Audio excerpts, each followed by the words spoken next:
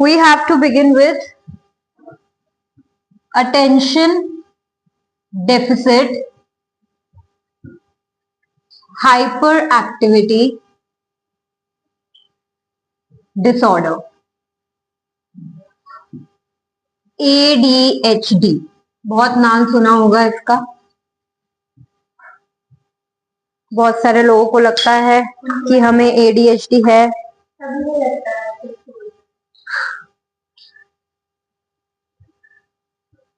Okay, so बहुत common behavioural disorder है and genuinely बहुत कॉमन है among children of the primary school age. मतलब स्कूल एज से ही ये शुरू हो जाता है. अब ये जो डिसऑर्डर है, नो ऑफेंस, बट लड़कों में ज्यादा होता है एज कंपेयर टू गर्ल्स. अगर प्रॉपरली मैनेज नहीं किया जाएगा तो डिफिकल्टीज इतनी बढ़ जाएंगी कि एडोलेसेंट ईयर तक कंटिन्यू होगा और एडल्ट ईयर्स तक कंटिन्यू होगा. और अगर एडोलेसेंट और एडल्ट ईयर में कंटिन्यू होगा तो बाकी की डिसऑर्डर्स होने के भी बहुत ज्यादा चांसेस हैं अगर एडीएचडी ट्रीट नहीं हुआ. ओके, सो सबसे पहले कि सिम्टम्स क्या है. अब इसके अंदर इम्पल्सिविटी होती है, एक्सेसिव मोटर एक्टिविटी होती है एंड इनेबिलिटी टू अटेंड. नाम से ही तुम्हें समझ में आ जाएगा, अटेंशन डेफिसिट मतलब बच्चा अटेंशन नहीं पे कर सकता. हाइपर एक्टिविटी डिसऑर्डर मतलब बच्चे के अंदर बहुत ज्यादा हाइपर एक्टिविटी है, बहुत ज्यादा मोटर एक्टिविटी बच्चे के अंदर है. एंड ऑफ कोर्स जिस बच्चे के अंदर मोटर एक्टिविटी है, बच्चा हाइपर एक्टिव है, वो इम्पल्सिव भी होगा. ठीक है. Now these children have sustaining attention in the central feature of this disorder, जो कि रिफ्लेक्टेड होता है उनके बाकी डोमेन्स में भी. फॉर एग्जाम्पल ऐसे जो बच्चे होते हैं बहुत ज्यादा डिस्ट्रैक्टेबल होते हैं, इंस्ट्रक्शंस फॉलो नहीं करेंगे, पेरेंट्स के साथ में गेट अलोंग करने में प्रॉब्लम आएगा, फ्रेंड्स के साथ में गेट अलोंग करने में प्रॉब्लम आएगा, और उनके जो पीयर्स हैं या जो क्लासमेट्स हैं वो भी उनको बहुत ज्यादा नेगेटिवली देखते हैं फॉर ऑब्वियस रीजंस, क्योंकि बच्चा थोड़ा अलग बिहेव कर रहा है from the rest of the children, इसलिए उसको बहुत नेगेटिवली देखा जा रहा है. एंड यूजुअली ऐसे जो बच्चे होते हैं वो लिटरली बहुत ज्यादा हड़बड़ाहट में रहते हैं, इंपल्सिविटी इतनी ज्यादा होती है, हाइपर एक्टिविटी इतनी ज्यादा होती है, तो अपनी टर्न का वेट नहीं करेंगे, किसी से भी कुछ भी कर देंगे एकदम से, तो इसलिए उनको बहुत नेगेटिवली उनके पीयर्स देखते हैं. अब जो ऐसे बच्चे होते हैं स्कूल में बहुत पुअरली परफॉर्म करते हैं और उनको बेसिक चीजें लर्न या रीड करने में प्रॉब्लम आती है, बेसिक सब्जेक्ट्स भी वो बच्चे नहीं कर पाते हैं, स्पाइट ऑफ द फैक्ट कि उनके आईक्यू में कोई प्रॉब्लम नहीं है. सो इफ यू मतलब मैंने बहुत बार देखा है कि आप पेरेंट्स को जाकर अगर ये बात बोलो कि बच्चे को एडीएचडी है, जो कि यस वेरी कॉमन, बिकॉज हमारे एनवायरमेंटल फैक्टर्स बहुत बड़ा रोल प्ले करते हैं एंड जीन्स तो है ही, तो पेरेंट्स को ये लगता है कि हम बच्चे को पागल बोल रहे हैं, हम बच्चे को एबनॉर्मल बोल रहे हैं. तो ये बहुत बड़ा मिथ क्लियर करने की जरूरत है कि बच्चे के आईक्यू में कोई प्रॉब्लम नहीं है, बच्चे के बस अटेंशन में प्रॉब्लम है. So it's a neurological disorder जो बच्चा लेके पैदा हुआ है, but it is curable. Now factors causing ADHD. Studies ये बोलती हैं कि बायोलॉजिकल बेसिस है इस डिसऑर्डर का, मतलब अगर जीन्स ऐसे हैं या फिर फैमिली में कोई और पैथोलॉजी रह चुकी है तो बच्चे को ये डिसऑर्डर होने के बहुत ज्यादा चांसेस होते हैं. इसके अलावा डाइटरी फैक्टर्स भी है, पर्टिकुलरली फूड कलरिंग, जो कि बहुत ज्यादा इसको अफेक्ट करती है. मतलब आप जैसे देखोगे, आप अगर नॉर्मल अपने घर में जैसे जेम्स ले लो, जेम्स तो बहुत ही गंदी चीज है. जेम्स अगर तुम लोगे तो वो रंग बिरंगी है, उसको ऑब्वियसली फूड कलरिंग यूज कर रखा है उसके अंदर. ठीक है, आप अगर जेम्स काट भी दोगे, आप रेस्टोरेंट में जा रहे हो, आप अपने घर में मखनी दाल बनाओ, उसका कलर बहुत डिफरेंट आएगा. आप रेस्टोरेंट में जाके मखनी दाल खाओ, उनकी ऑरेंज कलर की मखनी दाल होती है, क्योंकि वो उसमें कलर डालते हैं उसको ऑरेंज करने के लिए. And I don't know why they have to colour it orange, ऐसा ही सर्व कर दो ना जैसा है. तो इन सब चीजों की वजह से बच्चों के अंदर एडीएचडी बहुत ज्यादा कॉमन होता जा रहा है. ठीक है. On the other hand social pathological factors भी होते हैं. सोशल पैथोलॉजिकल फैक्टर्स में आ जाएगा होम एनवायरनमेंट और फैमिली पैथोलॉजी. मतलब अगर घर का एनवायरनमेंट डिसफंक्शनल है, घर की फैमिली की पोजीशनिंग ठीक नहीं है, इकोनॉमिक क्राइसिस है या एनीथिंग, फैमिली में अगर कोई भी प्रॉब्लम है, एडीएचडी होने के चांसेस हैं.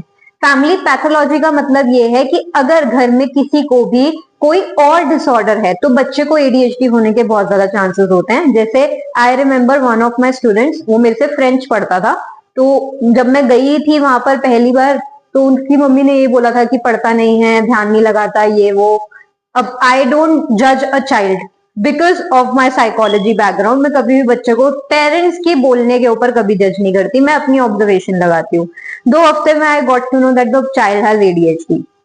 धीरे धीरे पेरेंट्स के साथ में बात करनी शुरू करी तो पता लगा कि फैमिली में पैथोलॉजी इतनी तगड़ी है तो बच्चे को एडीएचडी होना ही था। उसके फादर को बाइपोलर था, उसकी ग्रैंड मदर को डिप्रेशन था, उसकी मदर को डिप्रेशन था, जो कि डायग्नोस नहीं था, बट मुझे दिख रहा था कि उसकी मदर को भी डिप्रेशन है। मतलब there was a lot of trauma in the family, a lot of trauma, जो कि ट्रॉमा भी अपना एक पार्ट प्ले कर रहा है। देन ऊपर से फैमिली पैथोलॉजी है जिससे बच्चे को एडीएचडी हुआ। एडीएचडी क्योंकि ट्रीट नहीं हुआ सही टाइम पे, तो आगे जाके बच्चे को और लर्निंग डिसेबिलिटीज आ गए, क्योंकि लर्निंग डिसेबिलिटीज और एडीएचडी ठीक नहीं हुआ, जिसकी वजह से बच्चे का आईक्यू गिर गया। आईक्यू का जो कॉन्सेप्ट है पूरा हम 12th में पढ़ेंगे कि क्यों ऐसे केस में आईक्यू गिर गया, वो मैं 12th में ही बताऊंगी। ठीक है, कि क्यों आईक्यू गिर गया ऐसे केस में। ठीक है, सो ऐसा बहुत बारी होता है कि एडीएचडी में ये सारे फैक्टर्स जो है अपना रोल प्ले करते हैं। अब करंटली अगर हम स्टडीज देखें तो बहुत सारी स्टडीज हो ही रही हैं, तो हम ये बोल रहे हैं कि बहुत सारे कॉजेज और बहुत सारे फैक्टर्स हैं, बट टू नेम फ्यू ये है, एक तो genes, food colouring, social and family pathology. Then of course the disorder is curable. Methods of treatment जो है, हम एक ड्रग यूज करते हैं जिसका नाम है रिटैलिन। रिटैलिन जो है बच्चे की ओवर एक्टिविटी को कम करता है, उसकी डिस्ट्रैक्टिबिलिटी को कम करता है और उसकी अटेंशन स्पैन को बढ़ाता है, उसकी कंसंट्रेशन करने की एबिलिटी को बढ़ाता है। हाउएवर न्यूरोलॉजिकल, तभी तो न्यूरोलॉजिकल डिसऑर्डर इज ऑल्सो, हाँ डिप्रेशन, सी हर डिसऑर्डर के पीछे साइकोलॉजी की जितनी साइकोलॉजिकल डिसऑर्डर जितने भी हैं उसमें कभी भी एक फैक्टर रिस्पॉन्सिबल नहीं होता। तो अगर हम ये बोले कि सिर्फ जीन्स की वजह से बच्चे को एडीएचडी हो गया, ऐसा नहीं है। एनवायरमेंट अपना रोल प्ले कर रहा है, तो नेचर एंड नर्चर का डिबेट हर जगह आएगा। नेचर अपना रोल प्ले कर गया कि जीन्स आ गए, नर्चर भी तो अपना रोल प्ले कर रहा है ना कि बच्चे की फैमिली में भी ट्रॉमा है। और आजकल के बच्चे जितने भी हैं, नो ऑफेंस, बट वो हमसे ज्यादा सेंसिटिव हैं। एक बारी वो तुम्हारी जनरेशन की उतनी सेंसिटिव शायद नहीं है, लेकिन आगे जो जेन अल्फा आ रहे हैं वो बहुत सेंसिटिव है। ठीक है, तो क्या कर सकते हैं ना, उनका एनवायरमेंट वैसा ही है। I am not blaming any one generation. जरूरी नहीं है मिलेनियल्स ने ट्रॉमा ले लिया तो तुम्हें भी लेना ही है। I am not preaching that. हर इंसान की ट्रॉमा की डेफिनेशन अलग हो सकती है, विच इज एब्सोल्युटली फाइन। और हर इंसान का ट्रॉमा का थ्रेशोल्ड भी बहुत डिफरेंट हो सकता है। I am not saying that, but again nurture अपना रोल प्ले कर रहा है यहाँ पर। ठीक है, जब हम 12th में पढ़ेंगे ना डिसऑर्डर्स, तब तुम्हें ये मॉडल हम पढ़ाएंगे कि कैसे नेचर और नर्चर अपना रोल प्ले कर रहे हैं।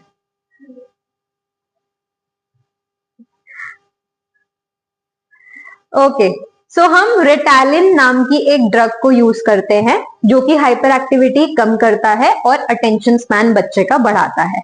हाउएवर जो ये ड्रग है वो प्रॉब्लम को क्योर नहीं करता है, बल्कि इसके साइड इफेक्ट्स भी होते हैं।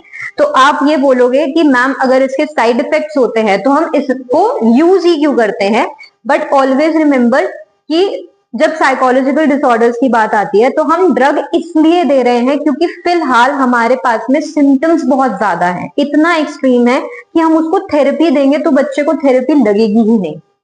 ठीक है, क्योंकि नहीं कर पाएगा बच्चा, बच्चे का हाइपर एक्टिविटी इतनी ज्यादा है, बच्चे की इनअटेंशन इतनी ज्यादा है कि उसको थेरेपी लगेगी ही नहीं, ऑक्यूपेशनल थेरेपी जो हम देते हैं। तो ऐसे केसेस में to control the symptoms first we give the drug. और ये हर डिसऑर्डर के लिए ये चीज है, कभी भी किसी भी साइकोलॉजिकल डिसऑर्डर में सिर्फ दवाइयों पे आप रिलाय कर ही नहीं सकते।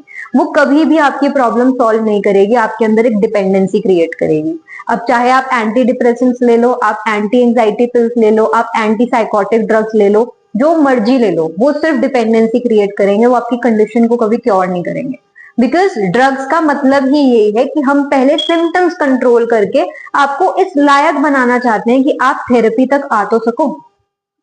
इसलिए हम एक्सट्रीम केसेस में रिटालिन यूज करते हैं, जहां हमें लग रहा है कि अभी एक्सट्रीम नहीं हुआ है, ऑक्यूपेशनल थेरेपी से चल जाएगा, वहां हम ऑक्यूपेशनल थेरेपी देते हैं।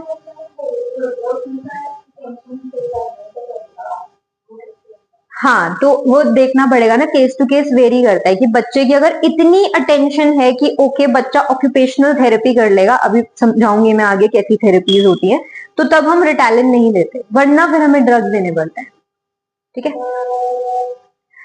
ओके। सो रिटालिन के साइड इफेक्ट्स हैं, नॉर्मल ग्रोथ को अफेक्ट करेगा, मतलब बच्चे के नॉर्मल हाइट और वेट पे अफेक्ट आएगा। ऑन द अदर हैंड जो बिहेवियरल मैनेजमेंट प्रोग्राम्स हैं, जिसमें हम पॉजिटिव रीइंफोर्समेंट देते हैं and structuring learning materials and tasks in such a way that minimizes errors and maximizes immediate feedback and success have been found quite useful। तो हम यहाँ पर बच्चों को इस तरीके के बिहेवियरल मैनेजमेंट प्रोग्राम्स करवाते हैं। जैसे मैं भी कुछ एग्जांपल्स तुम्हें देती हूँ, जो मतलब हमने सिर्फ ऑब्जर्व किया है कि ऑक्यूपेशनल थेरेपिस्ट कैसे वर्क करते हैं। तो फॉर एग्जाम्पल ADHD के बच्चों के साथ में कि जैसे सपोज ये पेन है, अब पेन पीछे से खुल जाता है ना, तो तुम उसकी रिफिल निकाल दी और बच्चे को हमने बोला कि उसको हमने सीड्स दे रखे हैं या पल्सेस दे रखी हैं कि भाई पल्सेस एक एक उठाओ और इसके अंदर डालो। अब ये कितना अटेंशन का काम है, तो हम ऐसी एक्टिविटीज बच्चों को करवाते हैं। या फिर अब एकदम से तो ये नहीं करवा सकते जिस बच्चे का कोई अटेंशन स्पैन ही नहीं है, बच्चा नया नया अभी आया है ऑक्यूपेशनल थेरेपी लेने के लिए, तो हम बच्चे को अंधेरे में एक कुर्सी पर दीवार की साइड मुंह करवाकर बिठाते हैं। अंधेरा जो है वो एक कामिंग इफेक्ट लेकर आता है, जिससे बच्चे के अंदर धीरे धीरे जो है उसकी जो हाइपर एक्टिविटी है वो कम हो जाती है। अगर हाइपर एक्टिविटी कम हो गई तो अटेंशन अपने आप धीरे धीरे बिल्ड करना शुरू हो जाएगा। तो पहले हम बड़ी बड़ी चीजें बच्चों को देते हैं कि ओके एक बहुत बड़ा टब है, अब उसके अंदर एक एक बॉल उठानी है और डालनी है। जैसे इसके अलावा हाइपर एक्टिविटी कम करने के लिए जो जनरली मैं नॉर्मल बच्चों को देती हूँ, क्योंकि आजकल हाइपर एक्टिविटी हर बच्चे के अंदर बढ़ी हुई है, बिकॉज बच्चे मीठा बहुत कंज्यूम कर रहे हैं, फूड कलरिंग वाली चीजें खा रहे हैं, जिससे हाइपर एक्टिविटी दिख रही है बच्चों के अंदर। तो मैं हमेशा पेरेंट्स को बोलती हूँ कि भाई इनको किसी न किसी फिजिकल एक्टिविटी में डालो, फुटबॉल में डाल दो, क्रिकेट में डाल दो, जो भी बच्चे को पसंद है, बस इसकी जो एनर्जी है उसको ड्रेन आउट करवाओ। जितनी एनर्जी ड्रेन आउट होएगी उतनी बच्चे का अटेंशन स्पैन बढ़ेगा। तो ऐसे जो बच्चे होते हैं उनकी एनर्जी ड्रेन आउट करवानी पड़ती है, मतलब उनको रात की नींद भी, हमें जहां 8-9 घंटे की नींद चाहिए, ऐसे बच्चे 4-5 घंटे की नींद पे चल जाते हैं। पूरे दिन they will be on the go, तुम उनसे जितना मर्जी काम करवा लो, तो उनकी एनर्जी ड्रेन करवानी बहुत इंपॉर्टेंट होती है। तो इस तरीके के बिहेवियरल मैनेजमेंट टेक्निक्स हम यूज करते हैं। ये तो एक दो मैंने बताई है, वो केस टू केस वेरी भी कर सकती है। ठीक है, next is successful modification of ADHD is claimed with cognitive behavioral training program in which rewards for desired behaviors are combined with training in the use of verbal self instructions, stop, think and then do। अब यहाँ पर हम क्या बोल रहे हैं, cognitive behavioral training program, जहां पर हम cognitive और behavior को साथ ले लेके चल रहे हैं। cognitive में हम बच्चे को क्या सिखा रहे हैं, क्योंकि बच्चों के अंदर impulsivity होती है, तो हम उनको ये इस चीज में ट्रेन करेंगे कि stop, think and then do. Impulsivity में क्या होता है, हम सोच ही नहीं पाते हैं, रुक ही नहीं पाते हैं। यहाँ पर हम बच्चे को बोल रहे हैं कि अपने आप को ये इंस्ट्रक्शन दो, स्टॉप, थिंक और फिर करो। और जब बच्चा ये छोटी छोटी चीजों में करना शुरू हो जाएगा तो हम हर डिजायरेबल बिहेवियर के लिए उसको रिवॉर्ड देंगे। रिवॉर्ड, हाँ, एग्जैक्टली, उनको अलग से इसलिए ही पढ़ाया जाता है, उनको स्पेशल एजुकेटर्स पढ़ाते हैं। That person is not counselor, that person is a special educator। Counselors and special educators are very much different। Special educators सिर्फ ऐसे ही बच्चों के साथ में काम करते हैं जो बच्चे या तो थोड़ा IQ में प्रॉब्लम है, मॉडरेट लेवल में है, तो उनके ऊपर काम करके हम उसको एवरेज में लेकर आ सकते हैं। या फिर बच्चा ऑटिस्टिक है, बच्चा ADHD है, बच्चे को लर्निंग डिसेबिलिटी है, तो उनको स्पेशल एजुकेटर्स पढ़ाते हैं। Counsellors are different. Counsellors help you with counselling, जैसे क्योंकि ज्यादातर जो प्रॉब्लम शुरू होती हैं वो एडोलेसेंट ईयर्स में ही शुरू होती हैं, कि तुम्हारी ओवर थिंकिंग बढ़ जाती है, तुम कॉन्शियस हो जाते हो, सेल्फ डाउट्स भी आते हैं, आइडेंटिटी फॉर्मेशन हो रही है, जो हमने चैप्टर 3 में पढ़ा। तो एडोलेसेंस की लाइफ में बहुत ज्यादा स्ट्रेस होता है, जिसकी वजह से साइकोलॉजिस्ट जो है या जो काउंसलर्स हैं वो हम अपॉइंट करते हैं। ठीक है, तो these are two different people. हाँ, वो एक ही जगह पे काम होता है, यस एग्जैक्टली, तभी मैंने वो चीज क्लियर करी कि तुम्हें पता होना चाहिए एज अ साइकोलॉजी स्टूडेंट, ताकि ये जो चीजें हैं तुम आगे किसी और को भी एक्सप्लेन कर सको, क्योंकि साइकोलॉजी से रिलेटेड तो बहुत ज्यादा अवेयरनेस की जरूरत है। ठीक है, सो हम कॉग्निटिव बिहेवियरल मैनेजमेंट प्रोग्राम्स दे रहे हैं, जिसमें बच्चे का कॉग्निशन प्लस बिहेवियर हम साथ लेकर चल रहे हैं। बच्चे को सिखा रहे हैं stop, think and then do, और फिर हर डिजायरेबल बिहेवियर पे हम बच्चे को रिवॉर्ड दे रहे हैं, जिससे बच्चा जो है सही बिहेवियर्स लर्न कर सके। With this procedure, the ADHD children learn to shift their attention less frequently and to behave reflectively, a learning that is selectively stable over time. अब ये एकदम से वर्क नहीं करता है। जो बच्चा इतनी मेजर न्यूरोलॉजिकल कंडीशन लेकर पैदा हुआ है, काउंसलर के पास में, स्पेशल एजुकेटर के पास में कोई जादू की छड़ी नहीं है कि वो घुमाएगा और बच्चा ठीक हो जाएगा। वक्त लगता है इन चीजों में, क्योंकि हम एक बच्चे का बिहेवियरल मैनेजमेंट कर रहे हैं, उसकी न्यूरोलॉजी को बदलने की कोशिश कर रहे हैं। ठीक है,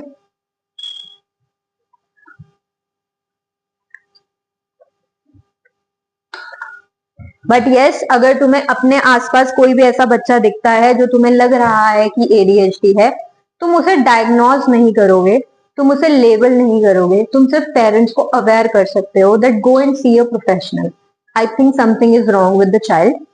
आप एक प्रोफेशनल के पास जाओ, आप एक साइकाइट्रिस्ट या साइकोलॉजिस्ट के पास में जाओ, you will not label the child. ठीक है, वरना वो लेबल ना पूरी जिंदगी के लिए उसके साथ जुड़ जाएगा। ठीक है,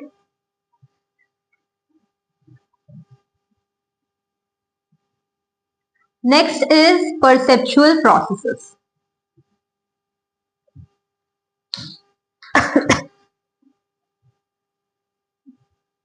यस, तो अभी तक हमने सेंसेशन पढ़ लिया। हमने इस चैप्टर के शुरुआत में पढ़ा था कि 3 मेजर प्रोसेसेस हैं, सेंसेशन, अटेंशन और परसेप्शन, और जो कि एक अम्ब्रेला टर्म के अंदर आते हैं कॉग्निशन। कॉग्निशन के लिए ये 3 चीजें बहुत इंपॉर्टेंट है। ठीक है, और अभी तक हमने एडीएचडी में ये भी समझ लिया कि बच्चे के साथ में क्यों प्रॉब्लम आ रही है, क्योंकि बच्चा मेन काम ही नहीं कर पा रहा है। जब वो अटेंशन ही नहीं पे कर पाएगा तो वो परसेप्शन कैसे कर पाएगा?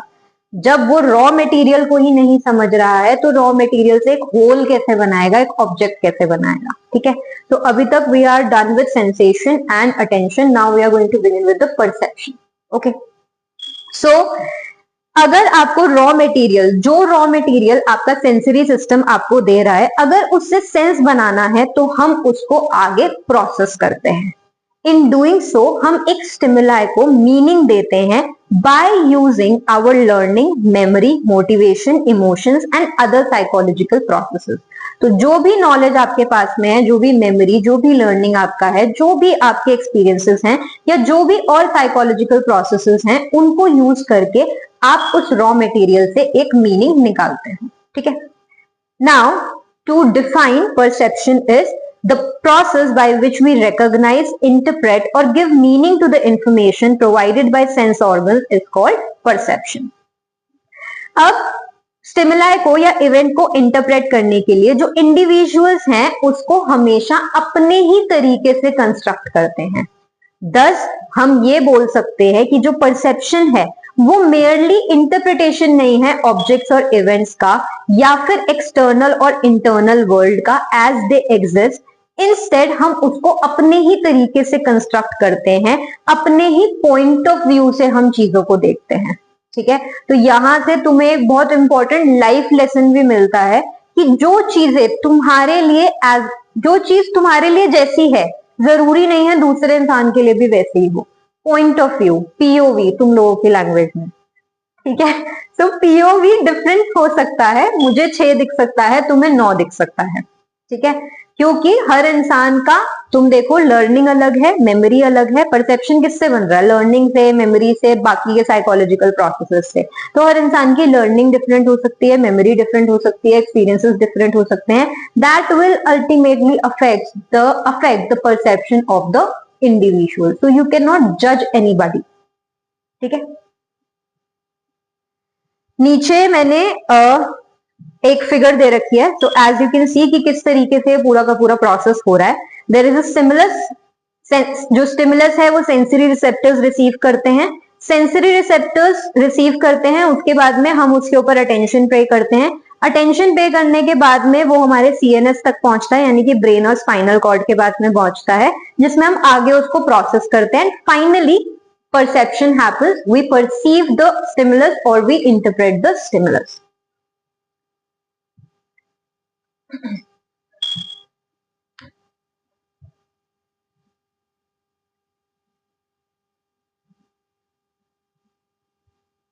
Next is processing approaches.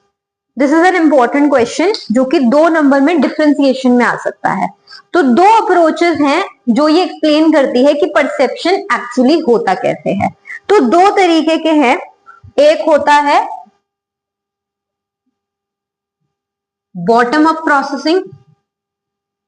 Perception means the ability to see, hear, or become aware of. Bottom up processing and top down processing. दो तरीके की अप्रोचेस हैं। अब समझते हैं कि क्या है ये approaches, bottom up and top down processing. बाद में डेफिनेशन पढ़ूंगी। ओके, सो सबसे पहले है बॉटम अप प्रोसेसिंग। इसका मतलब ये है कि हम बॉटम से शुरू करके अप तक जाते हैं। मतलब हम पहले एक स्टिमुलस की कैरेक्टरिस्टिक्स देखेंगे, कैरेक्टरिस्टिक्स को परसीव करने के बाद में हम होल तक जाएंगे। फॉर एग्जाम्पल कि जैसे अगर हम अब ये फोन का ही एग्जाम्पल ले लें, इस फोन के पीछे, अच्छा अभी तो चलो वो लगा हुआ है कवर लगा हुआ है, बट अगर ये आईफोन है, एप्पल है, ठीक है, या फिर अगर तुमने परसीव कर रखा है विच आईफोन इज दिस 17 प्रो, अगर तुमने ये कैरेक्टरिस्टिक्स देखी कि अच्छा इस तरीके का अगर इसका पीछे का है, इस तरीके के कैमरास हैं, ये सारे इसके फंक्शंस हैं, तो ये हुआ 17 प्रो, आईफोन 17 प्रो। तो तुमने क्या किया, पहले कैरेक्टरिस्टिक्स पे फोकस किया, उसके बाद में तुमने एज अ होल परसीव किया कि okay this is iPhone 17 pro. This is bottom up processing. Top down processing on the other hand is vice versa, जिसमें आप पहले एक होल को देखते हो, फिर उसकी कैरेक्टरिस्टिक्स पे फोकस करते हो। जैसे सपोज उसने बोला कि दिस इज आईफोन 17 प्रो, फिर तुम इसकी कैरेक्टरिस्टिक्स पे फोकस कर रहे हो कि अच्छा इस तरीके का कैमरा होगा, ये फंक्शंस होंगे एंड एवरीथिंग एल्स। तो ये हो गई टॉप डाउन प्रोसेसिंग। क्लियर हुआ? सो टू डिफाइन, क्योंकि डिफरेंशिएशन में क्वेश्चन आ सकता है और 2 नंबर में आ सकता है, तो तुम दोनों पॉइंट्स लिखोगे। Now the definition is the idea that the recognition process begins from the parts which serve as the basis for the recognition of the whole is known as bottom-up processing.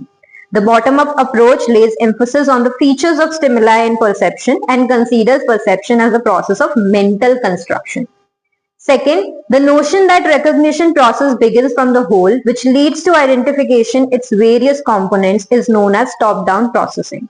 The top-down approach lays emphasis on the perceiver and considers perception as a process of recognition or identification of stimuli. तो as you can see, इसमें दोनों ही points बहुत ज्यादा important हैं, क्योंकि दोनों points में बताया जा रहा है कि बॉटम अप प्रोसेसिंग में हम किस चीज पर फोकस कर रहे हैं, हम स्टिमुलाई के फीचर्स पे फोकस कर रहे हैं। On the other hand top down processing में हम परसीवर पे फोकस कर रहे हैं। परसीवर जो देखेगा फिर वही उसकी कैरेक्टरिस्टिक्स देखेगा। ठीक है,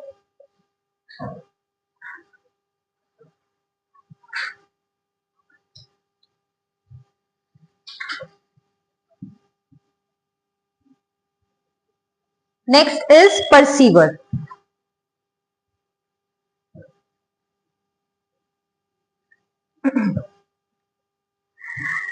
ओके, सो ह्यूमन बींग्स जो हैं वो मैकेनिकल नहीं है, पैसिव रेसिपिएंट्स ऑफ स्टिमुलाई हैं फ्रॉम द एक्सटर्नल वर्ल्ड। मतलब हम हर चीज को मैकेनिकल वे में परसीव नहीं करते हैं, हम अपना भी दिमाग लगाते हैं उसके अंदर, तो हम मैकेनिकल परसीवर्स नहीं हैं।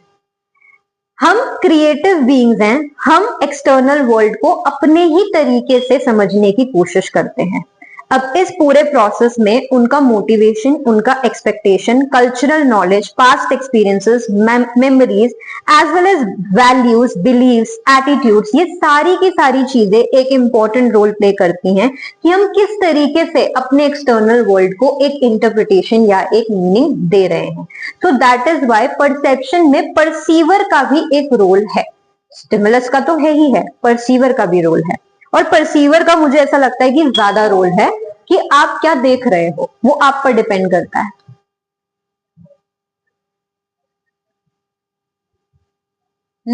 First thing that factors, sorry मैं हेडिंग देना भूल गई, फैक्टर्स जो कि परसेप्शन को अफेक्ट करते हैं, परसीवर के फैक्टर, सबसे पहला है मोटिवेशन। अब आपकी जो नीड्स और डिजायर्स हैं वो बहुत ज्यादा आपके परसेप्शन को जो है इन्फ्लुएंस करती हैं। लोग वही देखना चाहते हैं जिससे उनकी नीड्स जो है फुलफिल हो सके, उनकी डिजायर्स जो है वो फुलफिल हो सके। तो अगर आप एक ऐसे इंसान को, जो सपोज करते हैं कि कोई इंसान हंग्री है, तो अगर मैं उसको कोई भी एम्बिगुअस पिक्चर दिखाऊंगी, एम्बिगुअस पिक्चर मतलब जिसका कोई फॉर्म नहीं है, हर इंसान उसको अपने तरीके से परसीव करेगा। जैसे बादल होते हैं, बादलों का कोई फॉर्म नहीं होता, किसी को बादल में शिव जी नजर आ रहे हैं, किसी को उसी बादल में शायद कृष्णा नजर आ जाए, ऐसा भी होता है, कितनी सारी वीडियोस वायरल होती हैं, ठीक है। तो एम्बिगुअस पिक्चर्स हैं, जैसे बादल होते हैं। तो अगर मैं किसी हंग्री इंसान को एम्बिगुअस पिक्चर दिखाऊंगी तो उसको वो शायद खाने की चीजें नजर आए, ठीक है, खाने की चीज नजर आ सकती है। जैसे तुमने तारक मेहता देखा है, तारक मेहता गोली जो है उसको हर जगह खाने की ही चीजें नजर आती हैं, क्योंकि उसको खाने का बहुत शौक है, उसको हर चीज में खाने की ही चीज नजर आएगी। That is your motivation doing it's part. Next is expectations.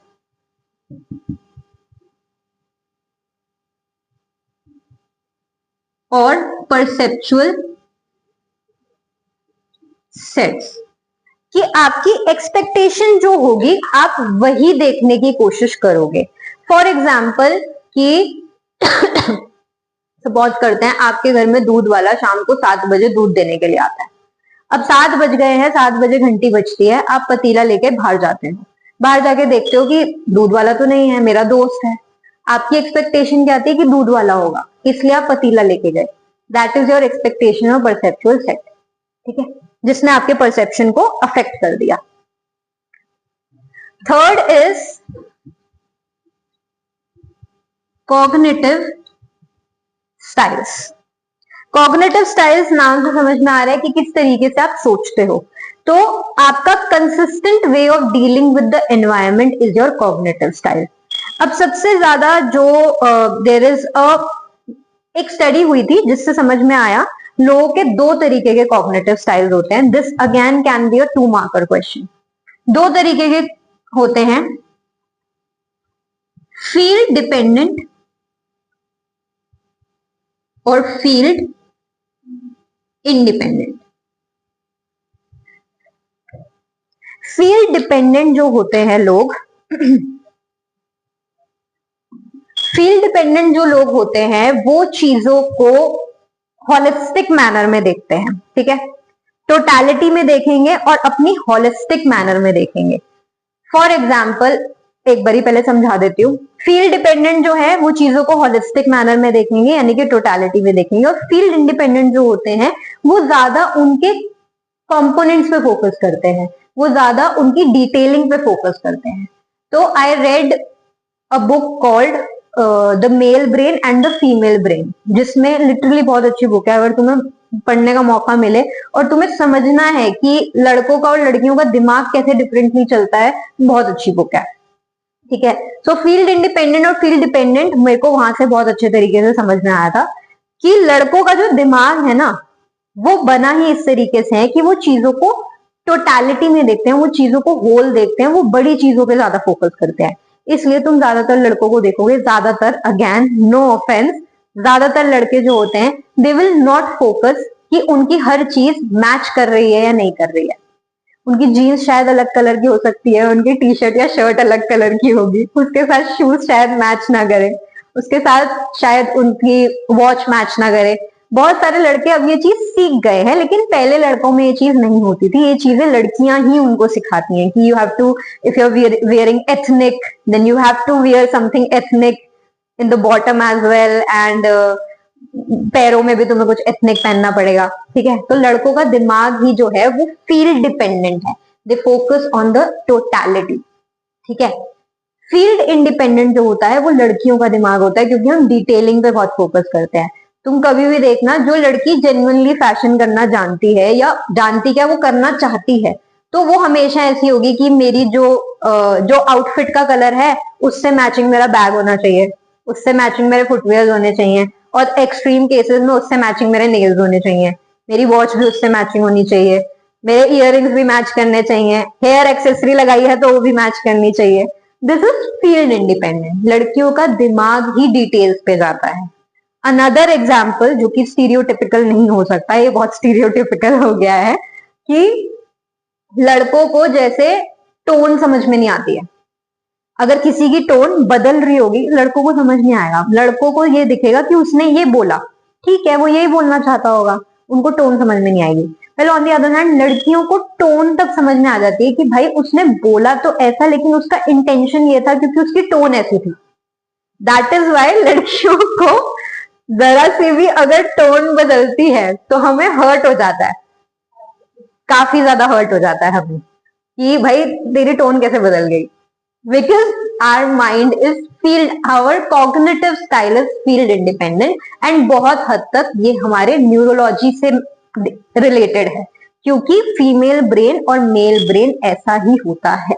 आप कुछ नहीं कर सकते, आप जितना मर्जी लड़कों के साथ लड़ मरो कि ऐसा कर वैसा कर, तू भी टोन पे ध्यान दिया कर, वो सीख जाएंगे, but some day they will miss it, they can not do it, ठीक है। तो अगर कोई लड़का तुम्हारे लिए चीज कर रहा है तो मुझे ऐसा लगता है यू शुड अप्रिशिएट इट, क्योंकि उनका कॉग्निटिव स्टाइल ही नहीं है वो।